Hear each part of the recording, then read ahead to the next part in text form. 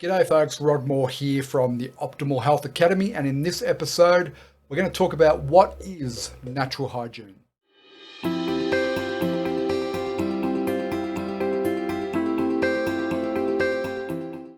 Thanks for joining me. Well, I want to talk to you about what natural hygiene is, and let's see if we can explore a definition of what natural hygiene is.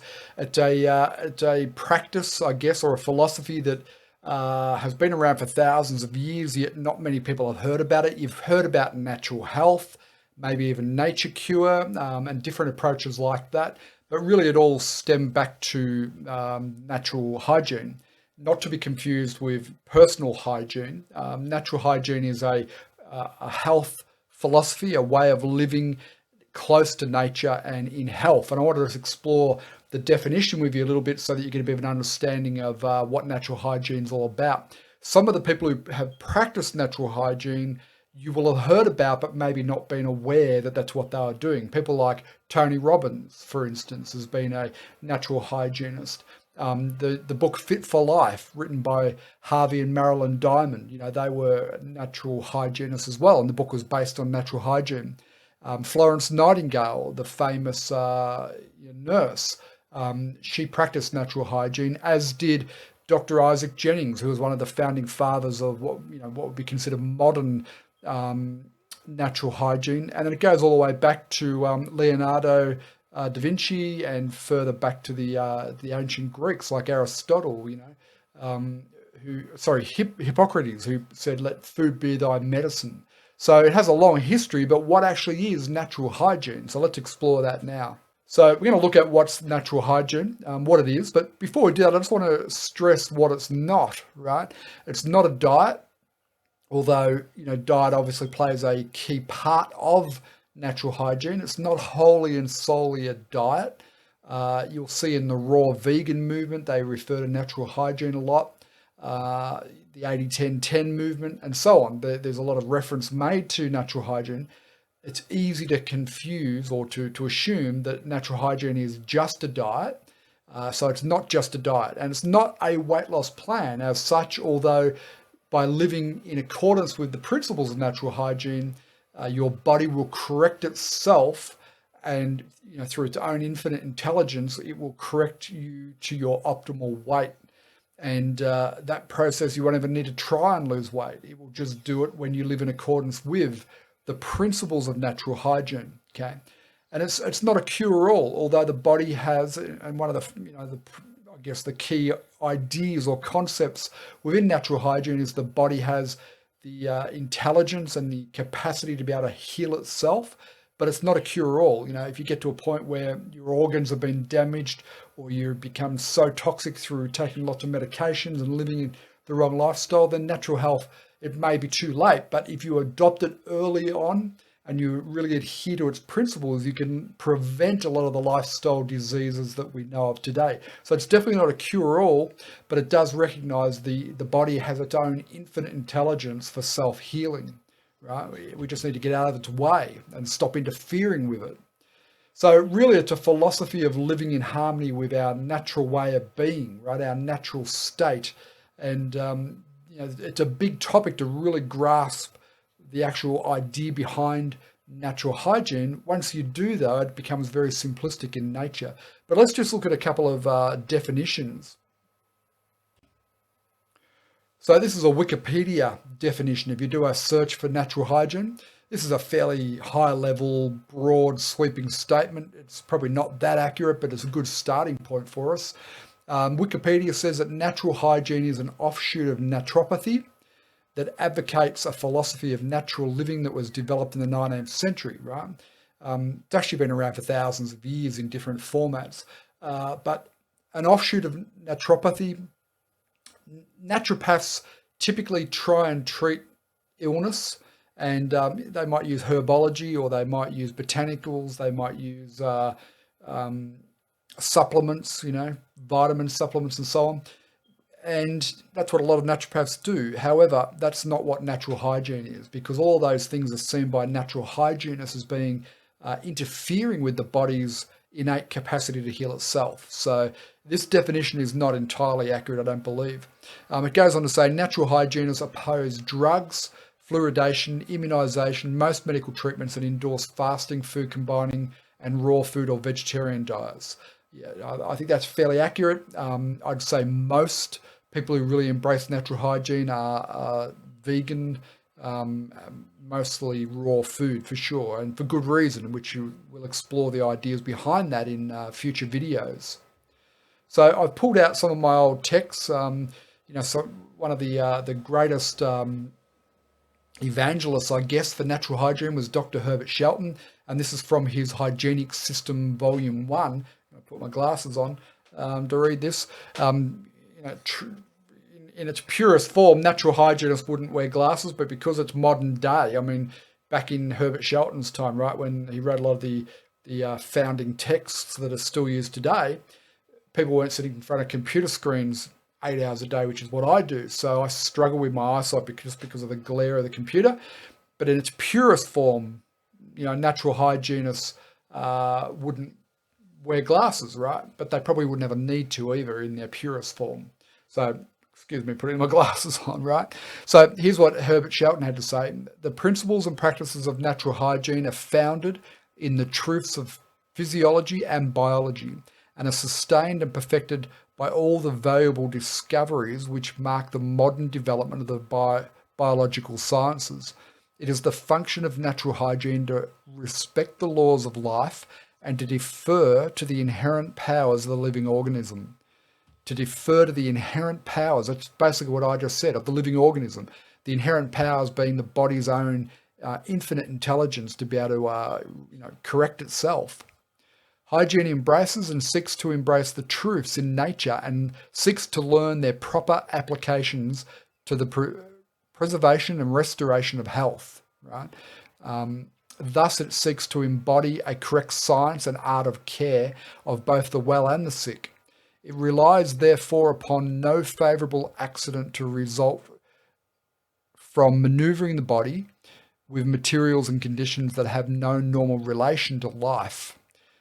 No normal relation to life. Medication, right? Drugs, for instance. If you've got a cold, you don't want to be taking cold tablets. If you've got indigestion, taking acid reflux type tablets, antacids, those things would be considered to have no normal relation to our natural life, right? 500 years ago, those things didn't exist. So therefore, they're not part of our natural life. It turns physiology to the uses of body care and is exultant at the range of means to it from this source, which are component to secure the highest physical and mental good. So you can see there's quite a body of knowledge that's been built up around natural hygiene. Herbert Shelton's text goes on to say that natural hygiene seeks to understand exactly and precisely the nature and influence of different elements like air, water, food, light, exercise, rest, sleep, temperature, clothing, housing, noise, the emotions, and so on. So this is why I made the point earlier. It's not just about diet or weight loss. It encompasses all the factors that go into living a healthy lifestyle, right? And to apply the knowledge of these things in the processes of living, acting ever and always in proper relation to the laws of life. So natural hygiene understands and respects certain laws of life, which we'll cover in a future video. By this means, we seek not alone to preserve health, but also to restore it if we have been so unwise as to impair it, which is why many of us end up coming to natural hygiene, right? Like I did, and you've probably seen my videos talking about that. It is a comprehensive treatment of the whole problem of living in terms of a valid standard, a synthesis of interrelated and correlated living factors productive of a pattern of living normal for human beings. In other words, living as close as we can to our natural way of living. One that covers the total needs of man and not merely one or two of his requirements, right? So diet alone. It's not about raw food, even though, that does play a key component. You can see all the other elements there. We talked about air, water, food, exercise, and so on, emotional management. Natural hygiene is a way of life, and that's a real key point, right? It's not something you go on for a while. It is a lifestyle that you adopt, and it becomes your way of life. It's not a plan of treatment. It is a mode of living. It's not a system of therapy, right, or therapeutics. thus understood the phrase natural hygiene acquires a real significance, at once novel, startling, intense, and delicious. And the more you start to study natural hygiene, the more intriguing it becomes, and the more delicious, I guess, in Herbert Shelton's words, it becomes.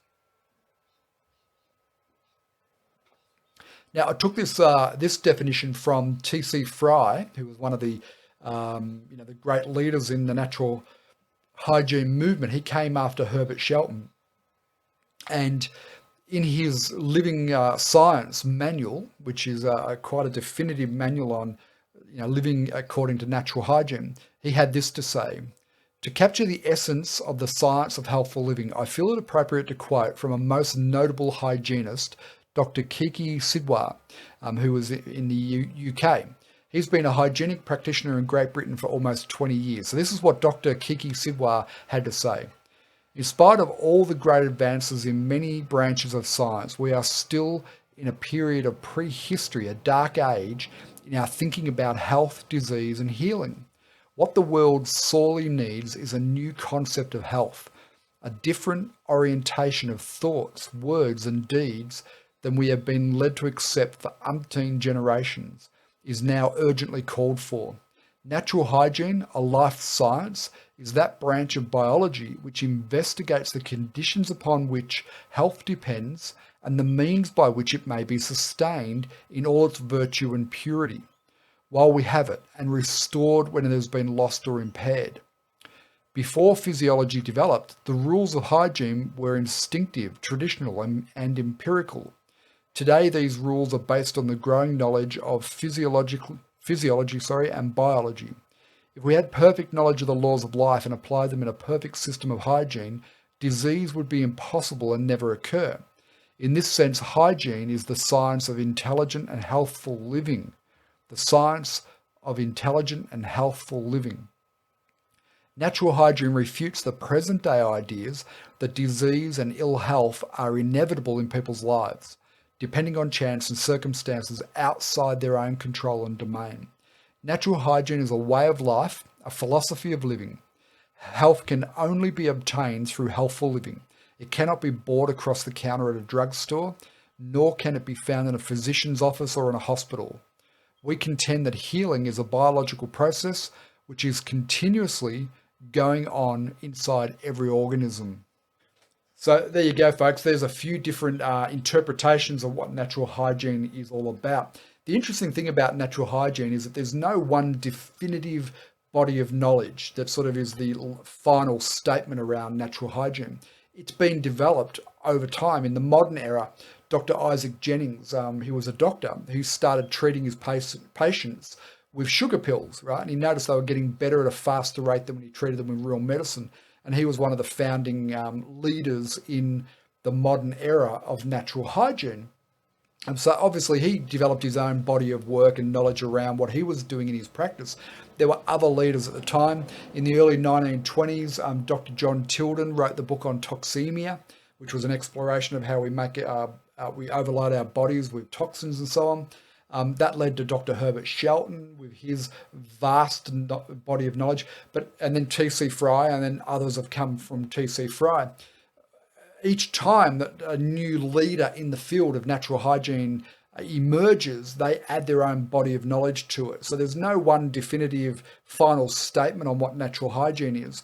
And really, in this modern era, the idea behind natural hygiene, the philosophy, is live as close to our natural life as we possibly can, in order to preserve health or retain it, or restore it rather, once we lose our good health. But in 2020, that can be challenging. We live in a different environment. It's difficult for most of us to escape our computers and our screens. I've got lights here and a whole lot of electrical devices, computers, the glare.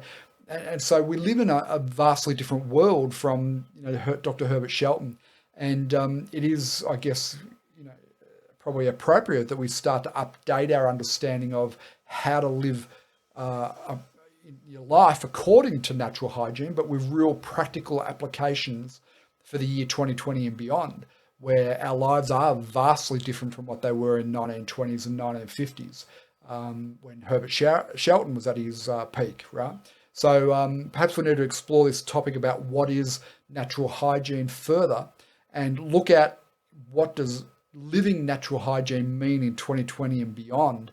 And we'll address all those issues in a future video of our program here. So thank you very much for watching. I hope that gives you a bit of insight into natural hygiene and what it is. As you can understand, there's no one definitive answer, but it's a philosophy of living your life in accordance with natural laws and natural principles and getting back as close as we can to natural living. Talk to you soon. Cheers.